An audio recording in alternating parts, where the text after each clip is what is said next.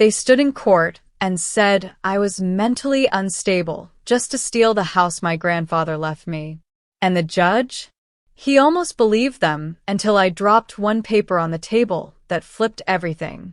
Hi, I'm Naomi. I spent 25 years serving my country. I came home to find my name erased, my legacy stolen, and my own family calling the cops on me. Have you ever had someone weaponize your silence, then punish you for breaking it? What would you do if the people who raised you turned your childhood home into the center of a federal fraud scheme? Comment below. I want to hear your story. Let me take you back to the moment I walked up to the gate, and they acted like I never existed.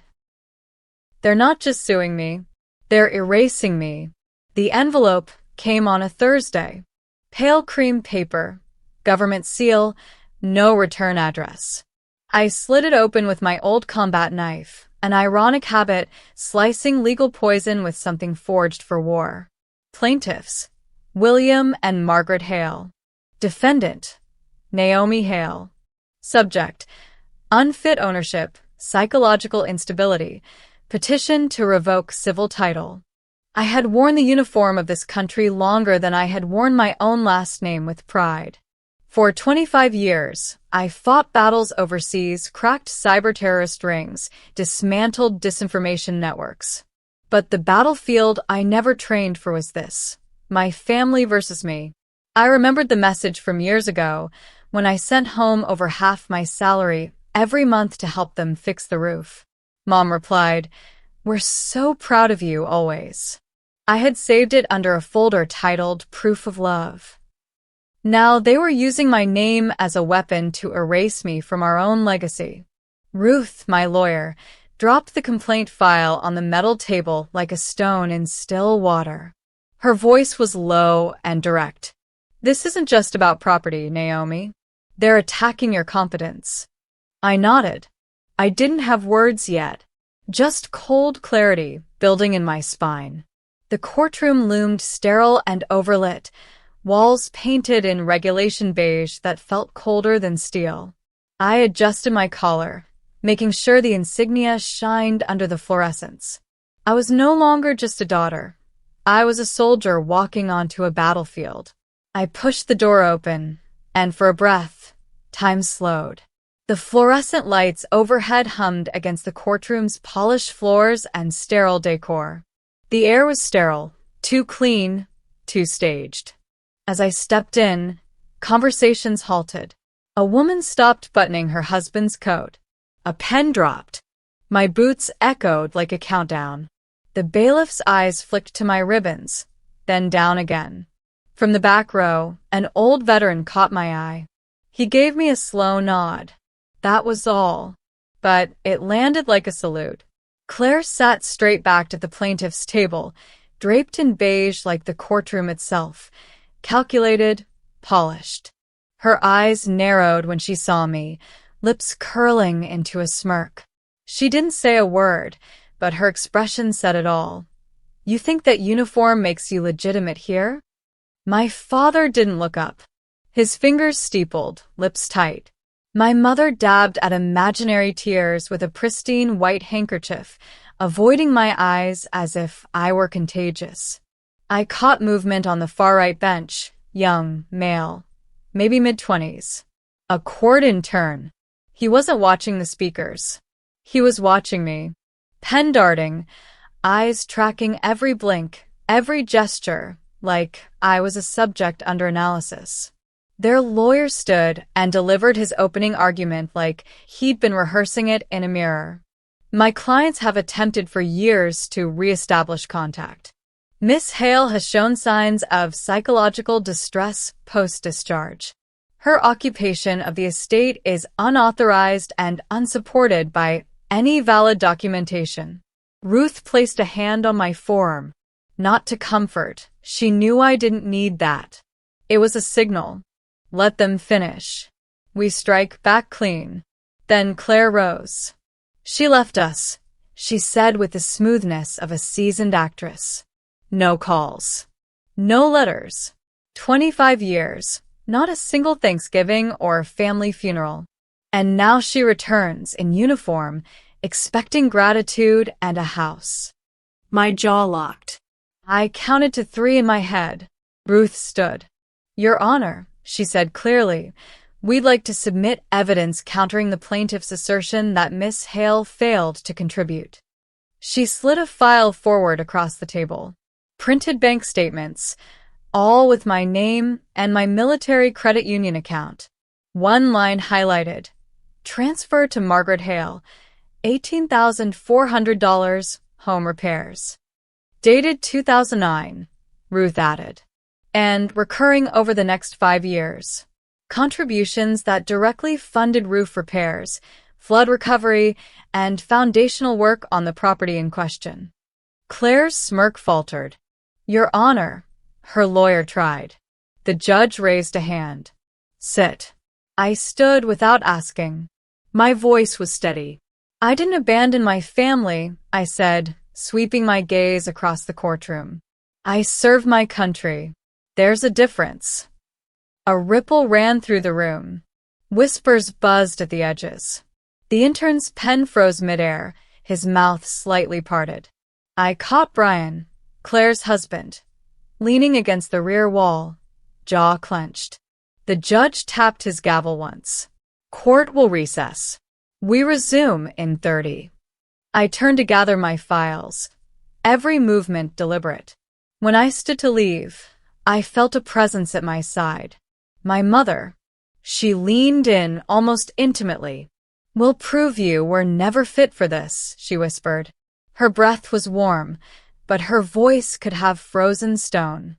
I didn't respond. I just looked at my wrist, where the red string my grandfather gave me still looped around like a promise. One knot, still tight, still mine. They brought forged claims into court. I brought legacy ink. I had stared at the ceiling of my apartment all night, blinking through insomnia and anger. The court had barely scratched the surface, and already my name was under assault. I needed to hit back. Not with emotion, not yet, but with facts they never saw coming. I kept thinking about my grandfather, the only one who ever treated my silence like strength, not absence. I could still hear his voice that day in the hospital bed, breath rasping through the oxygen mask. This house will protect you if they ever turn on you. He handed me a small key with 3 digits engraved, his birthday. I never forgot it. I never used it. Until now. The building was almost swallowed by time. Tucked behind a row of colonial storefronts in Old Town Alexandria, the notary's office looked like it had survived wars by pretending to be forgotten. I knocked twice. The door opened slowly. Harold Lewis stood behind it, older, thinner, hands trembling as he held his cane. His eyes squinted, then widened. Naomi? Yes, sir. I was wondering when you'd show up. Inside, the office smelled of dust, ink, and old carpet. Stacks of files towered like monuments of neglect. The desk was buried under yellowed folders and cracked leather binders. I remember the signing, he said as he shuffled toward a battered cabinet. Your grandfather was very clear. He said, I trust only her. She gives, she doesn't ask. I notarized it myself, but the system we used back then wasn't digital. He paused, eyes scanning a ledger from another century. Do you remember the exact date? March 6th, his birthday. Lewis smiled. Good. Some things age better than others. Later that afternoon, we returned to Ruth's office. We scanned every box she'd pulled from county records. Row after row of deeds and affidavits. Ruth didn't speak. She just worked, reading fast, flipping faster. Then she stopped. This was misfiled, she said. They moved it into the wrong fiscal year folder. That's not a mistake. That's manipulation. She laid out the paper flat, a black and white copy with smudged ink, faint but visible. My name, the address, my grandfather's signature, a notary stamp from Lewis, dated 12 years ago. It wasn't the original, but it led us somewhere. That night, I stood in front of my grandfather's old safe. The one built into the floor beneath the piano bench at his house, his quiet bunker, he used to call it. I had moved it years ago into a storage unit I barely remembered renting. I knelt down and typed in the three-digit code. 306. His birthday. Click. My hand hesitated before pulling the metal door open. Inside, wrapped in a cloth pouch, lay a folder. I lifted it, opened it carefully, and found a single-page will. The paper was aged just enough to smell like memory.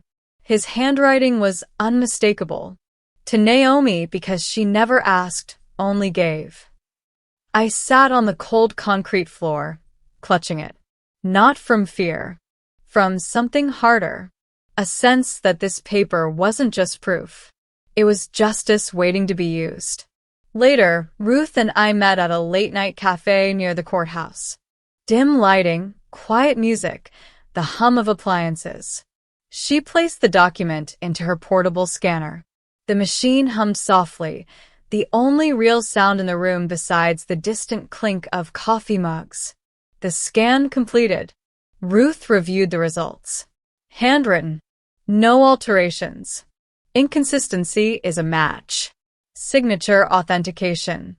100% valid. She looked up. This isn't just admissible. It's deadly. I nodded. I hadn't blinked in over a minute. Then I reached into my coat pocket and pulled out a USB stick I'd found taped to the underside of the safe's lid. It was dusty, labeled in my grandfather's blocky handwriting. For her. I plugged it into my laptop and opened the only file inside. A grainy video filled the screen. My grandfather, sitting at his study desk, leaned forward and spoke directly into the camera. I'm leaving it to her. Only her. Because she's the only one who never asked for anything. That was it. No theatrics. Just the truth. Undeniable. Ruth didn't say a word. She just reached for her phone. Yes, this is Ruth Clean, legal counsel for Naomi Hale. We are now in possession of the original notarized deed, time-stamped, validated, and backed by recorded video testimony. She paused, listening to the voice on the other end. If your clients continue pursuing this case, they'll be opening themselves to criminal fraud charges. Another pause. Then a thin smile. Understood. She hung up. Claire hung up mid-call. My phone buzzed a second later. A new email. No subject. No sender. Just one line. You show that paper, and the court won't be the only ones watching. You've been flagged. I looked up, scanning the room. The man who'd been sitting alone at the next table was gone. His coffee untouched. On the table, a folded newspaper. A single word was circled in red marker. Fraud. They didn't come to prove their truth. They came to bury mine. The courtroom lights always felt colder on cross-examination days. It was the kind of chill that didn't come from air conditioning, it came from intention. Today, I wasn't just defending a piece of paper. I was defending myself from being rewritten. Sitting in the back room beside Ruth, I pulled the collar of my blazer slightly tighter. She was reviewing notes with the kind of focus only she could maintain under pressure. I, on the other hand, wasn't nervous. I was calculating, analyzing everything like a battlefield, timing every phrase, watching for weaknesses. This wasn't panic. It was preparation. I flashed back to the last time my mother had stepped between Claire and me. I was 17, arguing about a college fund Dad had promised me. Claire was yelling. I was demanding answers. Mom stood between us and whispered, "If you don't stop arguing, we'll just pretend this never happened." She didn't stop the chaos. She erased it. That moment stuck with me. That's when silence became her weapon of choice. The bailiff called us in. I walked toward the courtroom with the same gait I used walking into a foreign base camp. Eyes forward. Shoulders locked. Face unreadable. Claire was already seated with her attorney. Dressed in muted tones, she looked like a walking PR campaign for victimhood. As I entered, she leaned in slightly and whispered something to the lawyer beside her. Then she caught my eye and offered the kind of half-smile politicians wear during press scandals.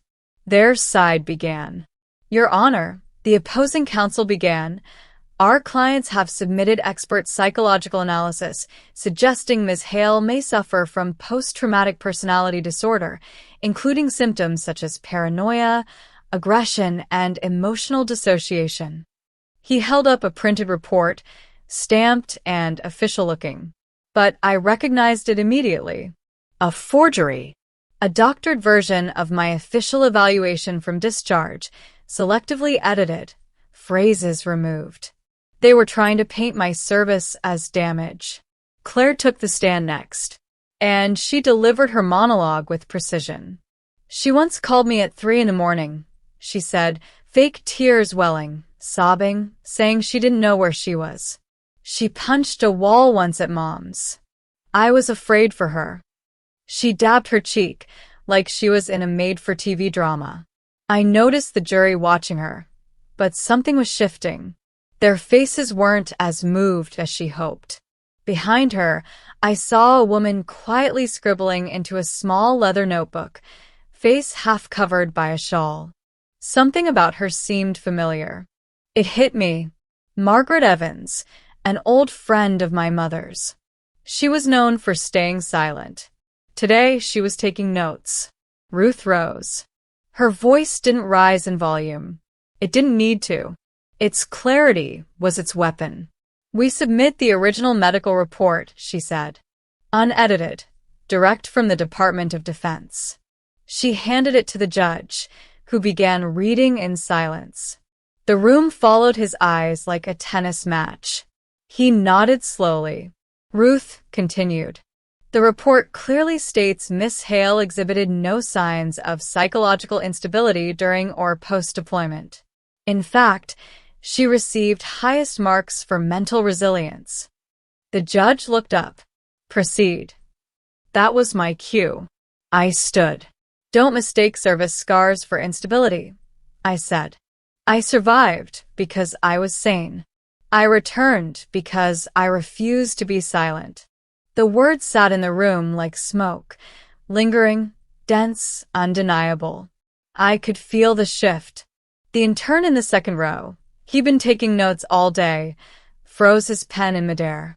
A soldier seated near the back straightened his spine, eyes locked on me. And behind the plaintiff's table, my father looked down at his hands, not in grief, but in avoidance. Brian, however, wasn't watching anything. He was whispering into the ear of their lawyer, stone-faced and calculating. Ruth wasn't done. She stepped forward again and handed over a new document. This is a bank statement, she said, showing a deposit of $75,000 into Claire Hale's account, labeled as Property Transfer Settlement. The date? 3 days after this forged relinquishment deed was submitted, with a falsified signature claiming Naomi had surrendered her rights. The judge's brows lifted. One of the jurors squinted and leaned forward. It aligns perfectly, Ruth added. Timing. Motive. Money trail. Claire tried to object, but her lawyer grabbed her wrist under the table. The courtroom was still. Then, without any fanfare, a video was played, projected quietly on the screen behind me. It was me, standing at the Pentagon in 2021, receiving the Distinguished Service Medal from the Secretary of Defense. No narration, no dramatic music, just a single camera angle and the sound of applause. The room was silent. Until now, the trial had been filled with murmurs, whispers, shifting. But this moment, this was stillness. The judge called for recess. As we exited, I passed the evidence table. Sitting atop the pile was an old photo frame, one that Claire had submitted earlier to paint our family as united once. A childhood picture. But I noticed something. I had been cropped out. Have you ever discovered you were edited out of someone's life on purpose? That quiet cruelty of being erased, not forgotten. If you felt that kind of wound, leave a comment number 7 below. Now, let's see how far I was willing to dig to uncover the rest of what they buried. In the hallway, a young man in uniform caught my eye. He stood against the far wall, watching. He raised his hand, not to wave, but to salute, then turned and walked away. Before I could process it, a man I didn't recognize stepped forward and handed me a small brown envelope. From someone who's been watching, he said, and disappeared. I opened it slowly. Inside, a folded note in block handwriting. Follow the money trail. They're using your name in a shell bid, DoD linked. My pulse quickened. I glanced around.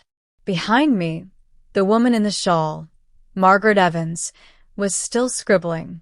They wanted to bury my truth. They just handed me the shovel. They forged signatures. I traced wire transfers. Let's see who ends up in cuffs. I sat alone in the dim light of my apartment, a black Sharpie still clutched in my hand.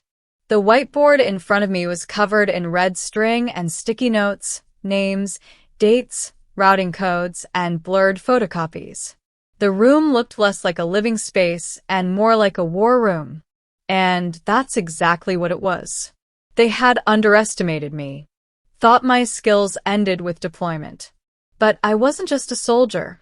I was a systems analyst with cyber command clearance.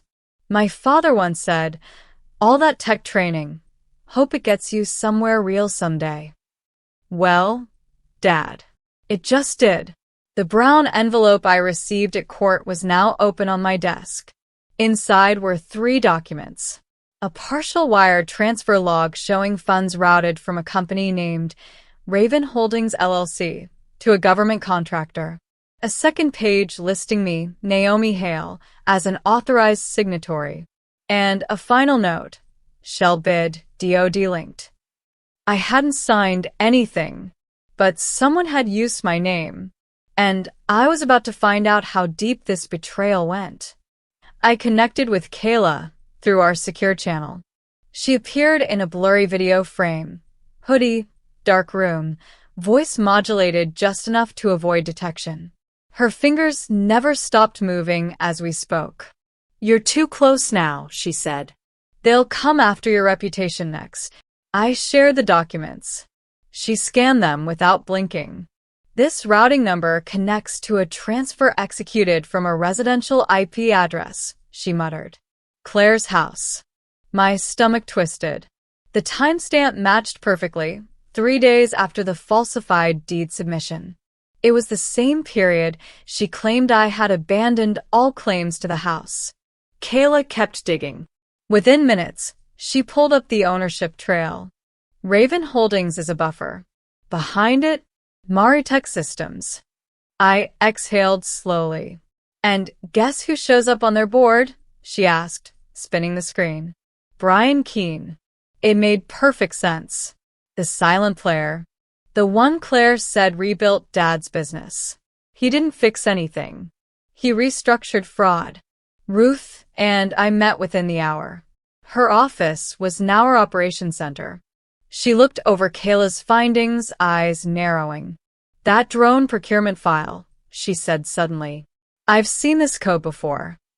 She pulled a folder from a 2019 investigation into military logistics contracts. One order had been flagged and canceled after failing compliance checks. But now, that same equipment had reappeared under Raven Holdings, repackaged, rebranded, and rerouted. They didn't just launder money. They recycled fraud. I returned home just after midnight and opened the final document again, the shell bid metadata. I traced the file's creation and upload. The PDF's hidden data revealed something chilling. It came from an internal DoD account, logged by a terminal located in Arlington. Someone inside the system was feeding them access. A mole. Just before closing my laptop, I returned to the metadata trail. Something kept nagging at me. The login ID used to upload the original shell bid. I decrypted the audit log, checked the DoD access hierarchy, and paused. The account was real, still active, assigned to a current analyst under the same division I used to work in.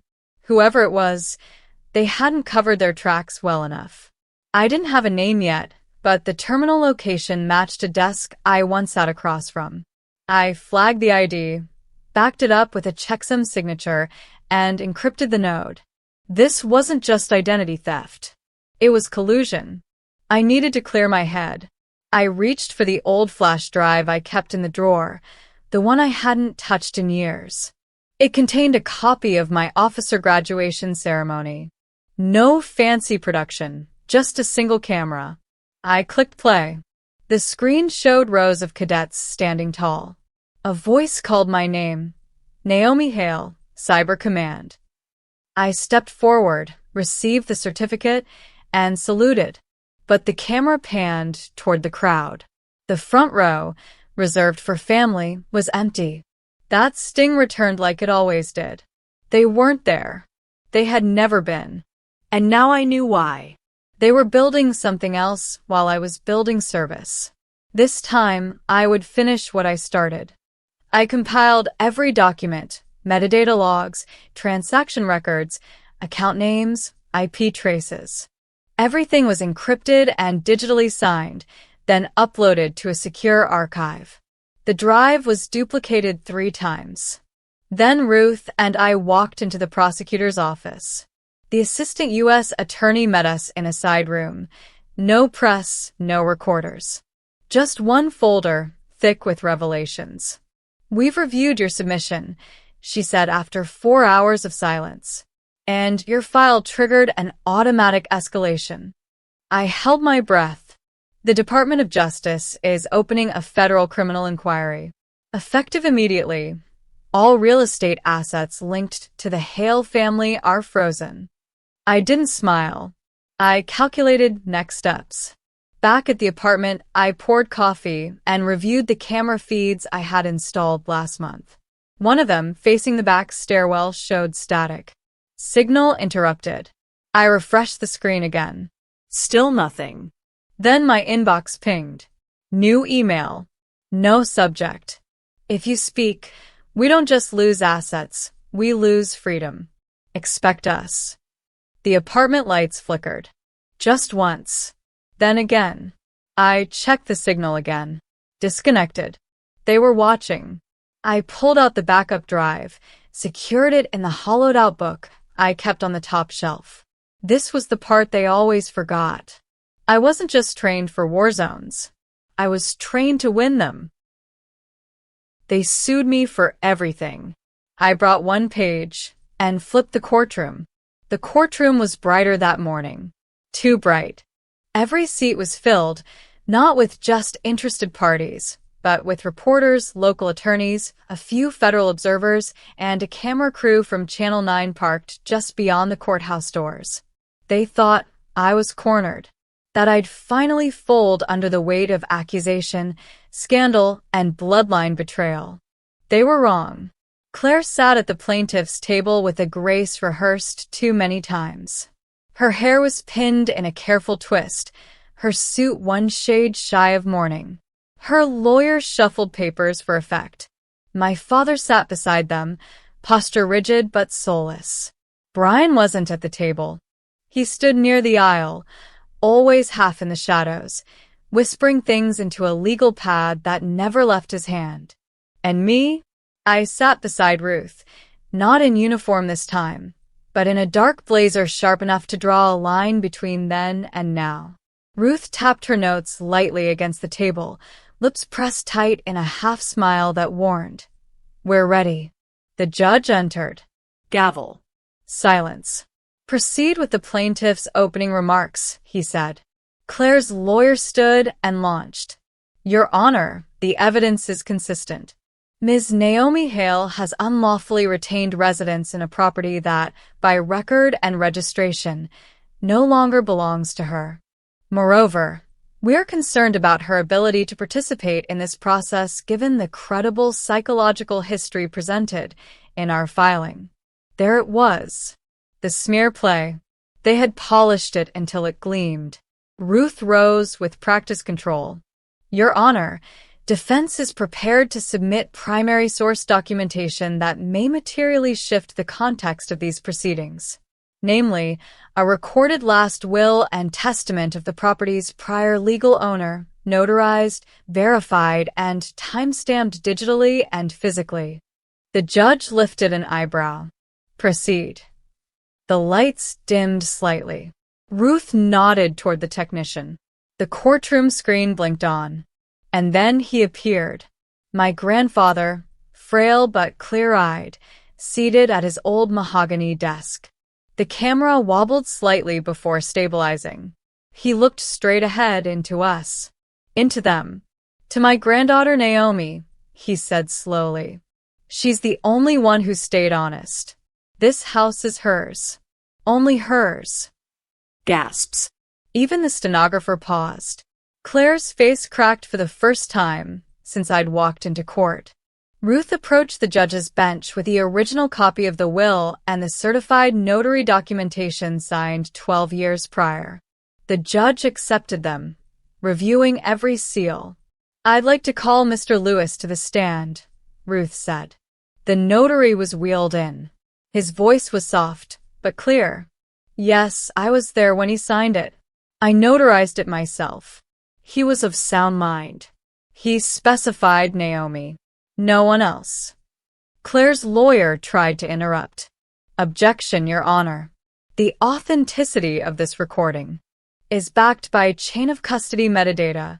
Ruth interjected smoothly, signaling the clerk to display a breakdown of timestamps and file hashes. All verified through third-party forensic audit. That's when I stood. I walked to the center of the room. The room slowed. I didn't look at Claire. Or my father. I looked at the judge. You wanted this court to believe I was unstable, I said. But you forgot. I've spent decades proving I was stronger than your silence. Have you ever had to prove your sanity to people who once called you family? That bitter fire of defending your truth while they profit off your silence. If that hit you, drop a comment number 9 below. Let me show you how one truth, timed right, can take down an entire lie. I pulled a small device from my blazer and passed it to the technician. On screen, a side-by-side display appeared.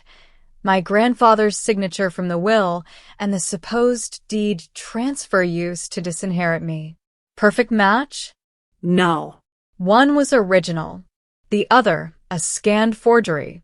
Ruth stepped forward again, voice sharp now. Your Honor, we now present a forensic report of signature variance, an affidavit from Mr. Lewis confirming he did not witness the second signature, and she clicked the remote, a Department of Defense confirmation that Naomi Hale's digital ID was used without authorization in a real estate submission dated March 17, 2022. Brian stood abruptly. This is staged. These files could have been manufactured. Ruth didn't flinch. And yet, the transfer from Raven Holdings to Claire Hale's account, $325,000, was time-stamped exactly 3 days after the falsified deed was filed. Would you like us to pull the bank rep into court? Silence. Even the judge leaned forward. His hands moved slowly across the files Ruth provided. Legal codes. Wire documentation. Even a printed email chain between Brian and a Maritech alias discussing, finalizing the inheritance cleanout. Claire fumbled with her phone under the table, sending a frantic message. Code black. She's winning. But it was already over. The judge set down the folder and spoke with the finality of stone. This court calls immediate recess. Bailiff, secure all parties named in the evidence for potential criminal investigation. Gasps cracked across the room like gunshots. The bailiffs moved quickly. Brian's face turned chalk white. My father stared at the floor. Claire froze as if physical movement would shatter her entirely. Somewhere in the gallery, I saw a woman cry silently. A familiar face, one of Grandpa's hospice nurses. Her eyes met mine. She nodded. As I walked toward the hallway, a ripple passed through the room. Someone stood near the back. The young soldier I'd seen weeks ago. He stood straighter now. Then he did something I never expected. He clapped. Once. Twice. Others followed. No outbursts. Just the kind of applause reserved not for victory, but for survival. Outside in the corridor, a court officer approached and handed me a folded napkin. I opened it. Scrawled in black ink were the words, "You just made enemies who don't answer to the court." I smiled. Let them come. They wanted the house. I brought down their empire. The courtroom was stone silent. A federal judge sat poised on the bench, his fingers steepled, the weight of finality heavy in his voice. "We are ready to issue sentencing in the matter of the United States versus Hale and Keene." My breath didn't hitch. My hands didn't shake. I wasn't here for revenge anymore. I was here for the reckoning. To Claire Hale, the judge began 6 years in federal prison for forgery, financial fraud, and perjury. No parole within first 4 years. I glanced sideways. Claire's face had lost all color. The courtroom lights reflected off the sweat across her forehead. She didn't move, didn't blink. To Brian Keene, the judge continued, 8 years in federal custody for conspiracy to commit financial crimes, federal contracting fraud, and money laundering. Brian's jaw tensed. His fingers twitched. His eyes didn't meet mine. They stayed fixed on the ground like something might open and swallow him whole. And to William Hale, the judge said with a pause, 10 years. No possibility of early release. For collusion, fraud, and abuse of federal access through familial ties. You, sir, leveraged the trust of public institutions and betrayed the oath of a veteran's parent. My father didn't speak. His shoulders sagged as if the sentence added physical weight to his bones. For a moment, I swore I saw his mouth tremble. But the rest of him stayed perfectly still. The gavel came down. Sentencing complete. Outside the courthouse, the press had formed a semicircle so tight it looked like a war perimeter. Microphones thrust like bayonets. Flashbulbs popping like gunfire. But I didn't stop. A reporter lunged. "Miss Hale, you fought back alone. What would you call this victory?" I paused only briefly. "I didn't win for revenge," I said, locking eyes with the lens. I stood up so no one else would be erased like I was. Another question rang out. "Do you hate them now?" I turned slightly. "I don't carry hate," I said. "I carry clarity." That was enough. The crowd didn't clap. They didn't need to. The silence that followed was heavier than noise. As I stepped down the courthouse stairs, I felt a hand rest gently on my shoulder. A firm grip, familiar in its weight. I turned. It was a veteran. Older than me, his eyes lined by time and truth. "Colonel," he said softly, "welcome home." No medals. No flags. Just truth. That was more than enough. We walked through the crowd, Ruth at my side. Behind us, the press had pivoted to the scene unfolding at the courthouse gates. Claire was breaking down, literally, shielding her face, barking at the cameras. Brian was stone-faced, cuffed, arms flexed in quiet panic. My father stood stiff between 2 officers, one hand trembling, the other still clutching the edges of what was once a reputation. None of them looked at me, and I didn't need them to, because now the world was watching. Headline tickers were already scrolling across major networks. Decorated officer wins landmark fraud case. Family convicted in federal court. They tried to bury me with lies. Instead, they buried themselves in truth. Later that week, I stood alone before a slab of polished granite. The Defense Service Memorial in Arlington was quiet at that hour. Only the wind and a few distant footsteps filled the space. And there it was, etched in black stone. Colonel Naomi Hale, Cyber Command. Valor. Service. Integrity. I didn't cry. I didn't speak. I simply stood still, spine straight, breath steady. The last time I'd stood this tall in uniform, I was surrounded by people who didn't believe I'd come back. Now I stood surrounded by names that meant something. And mine was finally among them. Behind me, someone approached. I didn't turn, not at first, but I recognized the rhythm of the steps. Measured. Soft. Too familiar to mistake.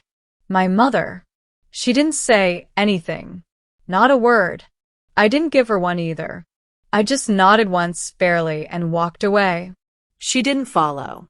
She didn't need to. Some distances aren't meant to be crossed again. At home, I sat by my desk, the glow of evening spilling across the wood. On my phone screen was a single photo, me and Grandpa, standing at the edge of the house that started all of this.